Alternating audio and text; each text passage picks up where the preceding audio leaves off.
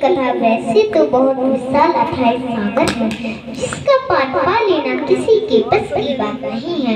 पर फिर भी टूटी हुई वाणी से गोविंद का स्मरण किया जाए, चिंतित किया जाए। भागवत 18,000 श्लोकों का ग्रंथ है, बहुत विशाल ग्रंथ है। सबसे पहले हम आपको बताएंगे कि भागवत की महिमा क्या है।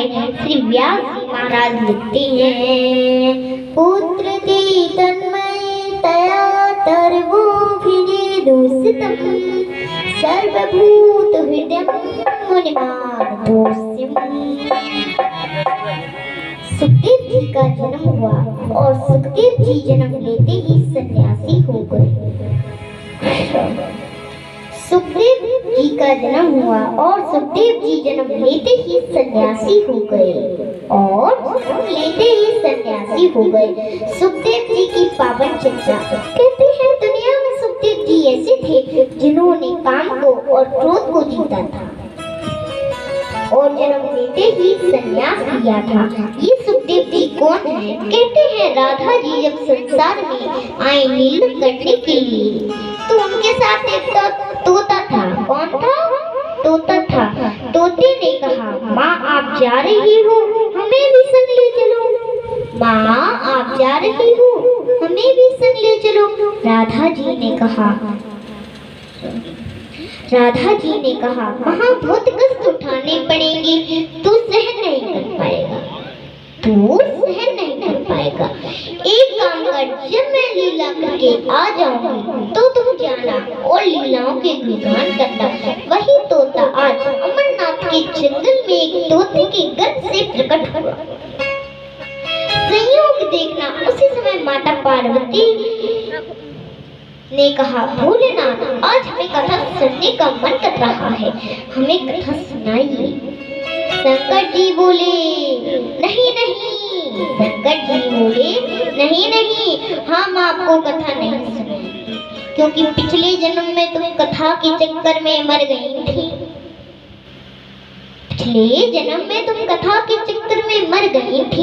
एक बार त्रेता युग माही, शंभु गए कुंभज ऋषि पाई।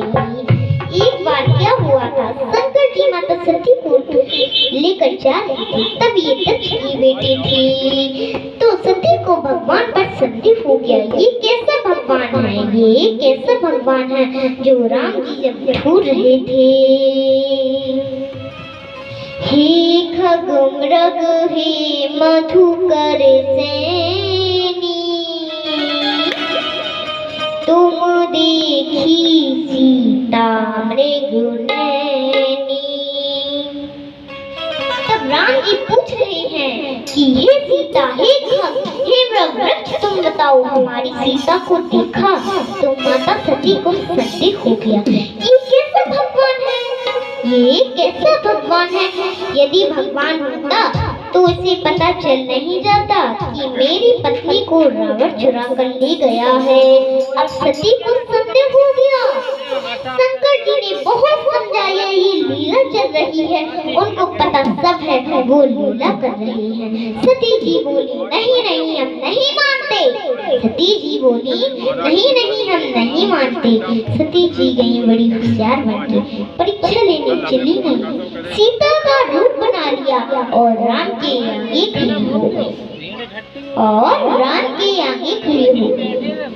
लो राम जी हम रावण के चंगुल से भाग कर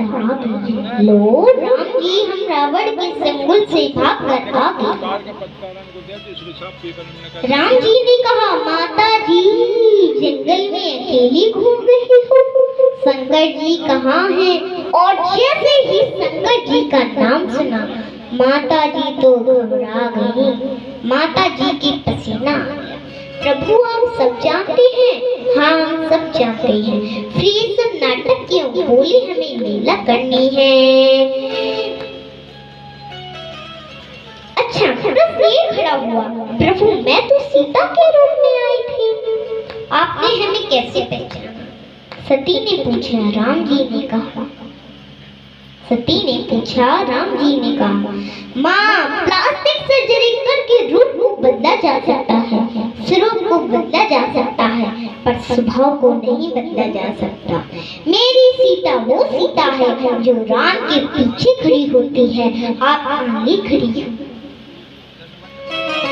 आप आगे खड़ी हो। आगे तो मेरी माँ खड़ी हो सकती है, आप मेरी माँ हो। मेरी सीता में ऐसे संस्कार तो नहीं है, मेरी सीता में ऐसे संस्कार तो नहीं है कि पति के आगे खड़ी हो सके। मेरी सीता हमेशा पति के पीछे खड़ी होती है, इसीलिए स्वरूप को बदला जा सकता है, स्वरूप की चोरी की जा सकती है पर स्वभाव की चोरी नहीं की जा सकती। बस अब तो माता सती घबरा कर चली गई। शंकर जी ने कहा, हो गई परीक्षा, झूठ कह दिया, झूठ कह दिया। बच्चों न परीक्षा ली आपकी तरह प्रणाम करके चली आई। शंकर जी ने कहा, हमारी तरह प्रणाम करना था तो यहीं से कर लिया होता, वहाँ जाने की क्या जरूरत थी? हाँ, वहाँ जाने की क्या जरूरत थी? शंकर जी ने ध्यान लगाकर देखा, सारी पीछे सामने आ गई। इन्होंने तो मेरी माँ का रूप बना लिया, इन्होंने तो मेरी माँ का रूप बना लिया। शंकर जी सीता जी को माँ के रूप में देखते थे और राम जी को पिता के रूप में देखते थे, और आज पत्नी ने माँ का रूप बना लिया, अर्थात सती ने माँ का रूप बना लिया। अब मेरी पत्नी तो मेरे लिए माँ हो गई ना, हो गई ना, क्योंकि इसने मेरी माँ का रूप बना लिया। शंकर जी ने उसी दिन से त्याग किया कि देवी अब इस देह से कभी हमारी तुम्हारी भेंट नहीं हो सकती। शंकर जी 87,000 वर्ष की अखंड समाधि में डूब गए, सती का त्याग कर दिया। सती पिता के यज्ञ में जाकर समाप्त हो गई। वही सती पार्वती के रूप में जन्म लेती है और शिव पार्वती का विवाह संपन्न होता है। पार्वती जी भोलेनाथ से कह रही हैं कि भोलेनाथ, आज हमें कथा सुनने का मन कर रहा है, हमें कथा सुनाइए। शंकर जी बोले, नहीं नहीं, हम आपको कथा नहीं सुनाएंगे, क्योंकि पिछले जन्म में तुम कथा के चक्कर में मर गई थी, कथा सुनने गई थी, भगवान पर संदेह हो गया, हम त्याग चुकी थी, इससे तुम्हें मरना पड़ा। हम त्याग चुकी थी, हम त्याग चुकी थी।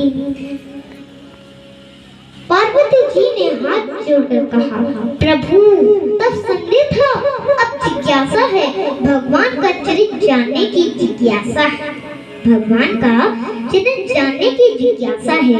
याद रखना भक्तों, अगर भगवान को समझना है तो जिज्ञासा रखो। ईश्वर कोई संदेह का सब्जेक्ट नहीं है। कई लोग भगवान पर संदेह करते हैं, डाउट करते हैं, तो संदेह करने से होगा क्या नुकसान आपका? भगवान का कुछ नहीं है मेरी मैया। भगवान के रोम रोम में ब्रह्मांड लटक रहे हैं। ब्रह्मांड निकाया निर्मित माया, रोम रोम वेद गाहे। वेद कहते हैं कि भगवान के रोम रोम में ऐसी बहुत सारी सृष्टियां लटक रही हैं, ब्रह्मांड लटक रहे हैं। अमरनाथ के जंगल में गए, माता पार्वती को बैठाकर भोलेनाथ बोले, हम आंखें बंद करके कथा सुनाएंगे। शंकर जी कथा सुनाने लगे, माँ पार्वती कथा सुनने लगी, पर कथा सुनते सुनते मैया जी को निद्रा आ गई और मैया जी सो गई। आंखें खुली, शंकर जी ने देखा कथा पूरी हो गई। अच्छा, मैया जी जब सो गई थी तो उनके पीछे एक तोता बैठा था, वही तोता घोटरा देता गया। कथा पूरी हो गई तो उसने जयकारा लगाया, बोलिए बाके बिहारी लालो की। जयकारा लगाया तो माता पार्वती जी जाग गई। हाँ हाँ भोलेनाथ, फिर क्या हुआ? हाँ हाँ भोलेनाथ, फिर क्या हुआ? शंकर जी ने कहा, कथा पूरी हो गई, आप कहाँ थे? हम सो गई थी, हम सो गई थी। पर हुक्रा तो बराबर मिल रहा था। हुक्रा किसने दिया? पलट कर देखा तो नन्हा सा तोता बैठा। शंकर जी को लगा ये तोते ने हमारी अमर कथा की चोरी करी है, ये तोते ने हमारी अमर कथा की चोरी की है। शंकर जी त्रिशूल लेकर दौड़े उस तोते को बच्चों के पकड़ने के लिए, उस तोते को पकड़ने के लिए। नन्हा सा तोता पंख छोटे छोटे फड़फड़ करता भागा। वेद व्यास जी की पत्नी माता पिंगला, जिसका नाम माता पिंगला था, वो एक सरोवर पर अपना आसन लगाकर बैठी हुई थी। तो वो तोते का बच्चा उन माँ पिंगला की गोद में आकर बैठ गया और शरण में, अब देखिए, शरण में जाने से किसी का मरण थोड़ी होता है, बल्कि रक्षा होती है। शंकर जी ने कहा, इसको उठाइएगा, ये हमारी अमर कथा की चोरी करके भागा है, ये अमर हो जाएगा, ये अमर हो जाएगा। इतने में ही माता पिंगला को जमाई आती है, तो वो तोते का बच्चा और माँ पिंगला के मुख में प्रवेश कर गया और गर्भ में जाकर बैठ गया। शंकर जी कैलाश पर्वत पर पार्वती जी को लेकर चले गए। बात सच ये थी कि कथा उस तोते को ही सुनानी। पार्वती जी को तो निमित्त बनाया। अब वो तोता माँ के पेट में 12 वर्ष तक रहा। वो माँ के पेट में 12 वर्ष तक रहा। वेद व्यास जी ने कहा, बेटा बाहर आओ, तुम्हारी माँ को बड़ा कष्ट हो रहा है। सुखदेव जी बोले, बाहर नहीं आऊंगा। सुखदेव जी बोले, बाहर नहीं आऊंगा। भगवान नारायण खुद आकर कहेंगे कि मेरी माया तुम्हारा कुछ नहीं बिगाड़ेगी, तब बाहर आऊंगा। सुखदेव जी से भगवान नारायण ने आकर कहा, बेटा बाहर आओ, मेरी माया तुम्हारा कुछ नहीं बिगाड़ेगी। सुखदेव जी का जन्म हुआ और सुखदेव जी जन्म लेते ही सन्यासी हो गए। बोले सुखदेव जी भगवान की जय हो। जय हो।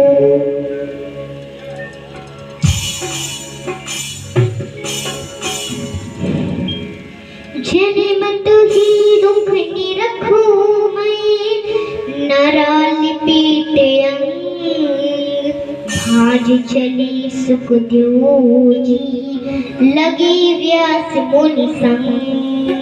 जन्म लेते ही संन्यास लेने के लिए निकल पड़ी। नरा भी नहीं गाता, नरे को कंधे पर टांग कर चल पड़ी। पिताजी बोलते हैं, बेटा शादी तुम करा ले, बाद में संन्यास ले लेना, अभी से संन्यास लेने की क्या जरूरत है।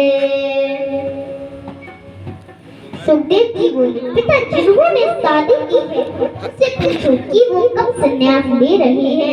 बुढ़ापा आके आदमी मर जाता है, मन ही नहीं करता संन्यास लेने का। एक गृहस्थी कैसी है, एक बार पकड़ती है तो छोड़ने का नाम ही नहीं लेती।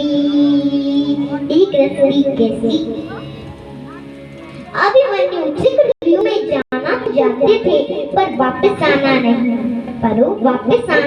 नहीं, ये गृहस्थी भी वही चक्रव्यूह है, ये गृहस्थी भी वही चक्रव्यूह है। देखिए, गृहस्थ जीवन खराब नहीं है, गृहस्थ जीवन 4 आश्रम होते हैं। कितने आश्रम होते हैं भैया? 4 आश्रम। ब्रह्मचर्य, गृहस्थ, वानप्रस्थ, संन्यास, इन चारों आश्रमों में सबसे श्रेष्ठ है तो वो है गृहस्थ आश्रम। पर गृहस्थ आश्रम किस प्रकार श्रेष्ठ है ये भी सुन लीजिए ध्यान से। 25 वर्ष तक ब्रह्मचर्य रहो, 50 वर्ष तक गृहस्थ रहो, 50 वर्ष के बाद गृहस्थ मत रहो, 50 वर्ष के बाद गृहस्थ मत रहो। मैया जी, भैया जी, आपने अपनी बेटी का विवाह कर दिया, आपने अपने बेटों का विवाह कर दिया, तो आप अपनी पूरी जिम्मेदारियों से पूरे हो गए कि नहीं? आपने अपनी बेटी का विवाह कर दिया, वो भी अपने घर चली गई। आपने अपने बेटों का विवाह कर दिया, वो भी अच्छे कमा खा रही हैं, अपने पैरों पर खड़ी हैं, खुश हैं। तो अब आप अपनी पूरी जिम्मेदारियों से पूरे हो गए कि नहीं? जितनी जिम्मेदारियां विधाता ने दी थी उनसे आप पूर्ण हो गए कि नहीं? अब एक जिम्मेदारी और बची है, जिसलिए ये मानव तन उस परमात्मा ने आपको दिया है, उस प्राप्ति के लिए, उसकी प्राप्ति के लिए बस बचे हुए समय को सौंप दीजिए। यही मानवता की सार्थकता है। अब सौंप दिया इस जीवन का सब भार तुम्हारे हाथों में है जी, तुम्हारे हाथों में है हार तुम्हारे हाथों में। अभिमन्यु चक्रव्यूह में जाना तो जानते थे, पर वापस आना नहीं। यही कारण था अभिमन्यु की मृत्यु हो गई। यही कारण था अभिमन्यु की मृत्यु हो गई। अभिमन्यु ने चक्रव्यूह में जाने की तो विद्या सीख ली थी, पर वापस आने की नहीं। मैया जी, भैया जी, आप लोगों ने गृहस्थ जीवन में जाने की तो विद्या सीख ली है, पर वापस आने की नहीं। पर वो वापस आने की नहीं, पर कुशल वापस आने की विद्या नहीं सीखी है।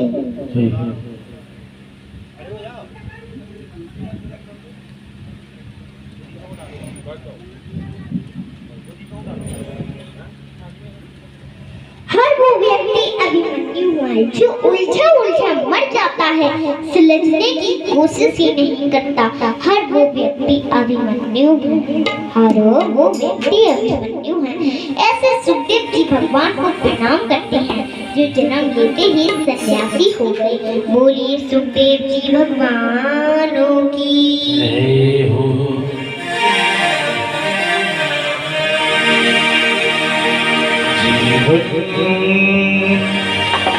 की डोर